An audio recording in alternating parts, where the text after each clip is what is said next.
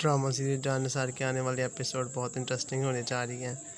फ़ाकरा madam ने any को अपने घर में रहने की इजाज़त तो दे दी है और उसके बच्चे का कमरा भी एनी के कमरे के करीब कर दिया है, लेकिन इस बात से फ़ाकरा की बहन दुर्दाना खुश नहीं है। अफान आगे से कहता है कि ये तुम्हारा दिमाग नहीं है, कोई बात सोच समझ कर नहीं करती, तुम ऐसा सोच भी कैसे सकती हो। मैं तुम्हें पसंद नहीं करता और ना ही मैं तुमसे कभी शादी करूँगा। तुम ना अपनी लिमिट्स में रहा करो। तो आगे से दुर्दाना कहती है कि लड़का तो ना आप ही ने सर जड़ाया हुआ है, इसको तो बात करने की तमीज़ नहीं है। चलो बेटी तुम्हें ज़रूरत क्या थी इसको ये सब बताने की।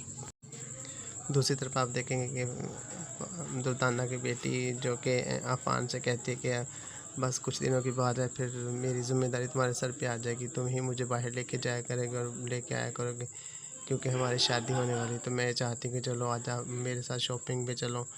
तो आगे अफान परेशान होकर कहता है कि ये तुम क्या कह रही हो, तुम ऐसा सोच भी कैसे सकती हो।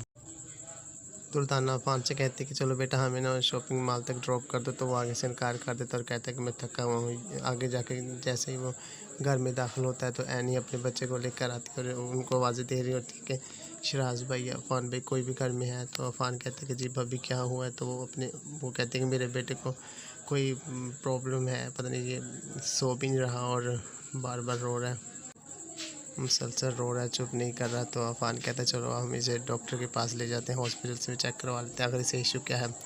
तो इसी दौरान अभी वो दुर्दाना और उसकी बेटी दरवाजे के पास ही खड़ी होती है कि एनी और अफान बाहर निकलते हैं और जल्दी जल्दी गाड़ी में बैठ जाते हैं हॉस्पिटल जाने के लिए। तो दुर्दाना कहती है कि इस एनी ने तो हमारा दिमाग ख़राब कर रखा है, पता नहीं ये चाहती क्या है, पता नहीं इसने अफान पे क्या जादू किया हुआ है, बल्कि सारे घर पे कोई जादू किया, जो चाहती है वही मनवा लेती है।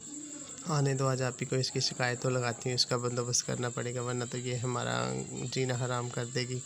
और मुझे जहाँ तक शक लग रहा है कि ये अफान को भी ले डूबेगी। दूसरी तरफ आप देखेंगे कि दुर्दाना की बेटी कहती है कि अब मुझे कहीं शॉपिंग पे नहीं जाना, मेरा तो दिमाग ख़राब हो गया, मैं अब कहीं नहीं जा रही, आपने जाना तो चले जाएँ।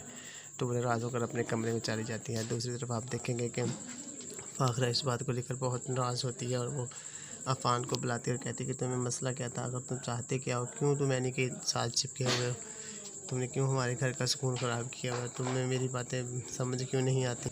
अफान कहता है कि आखिर मैंने क्या किया है, बच्चा बीमार था तो उसे कौन लेके जाता, मैं ना लेके जाता। तो आखिर आप लोगों को मसला क्या है, क्यों आप छोटी छोटी बातों को इतना तूल देते हैं, आखिर आप लोग चाहते क्या हैं। दूसरी तरफ दुर्दाना कहती है कि हम तो कह रहे थे तुम हमें लेके नहीं गए और तुम एनी ने कहा और तुम फ़ौरन दौड़ चले, तब तुम्हारी थकान कहाँ गई थी।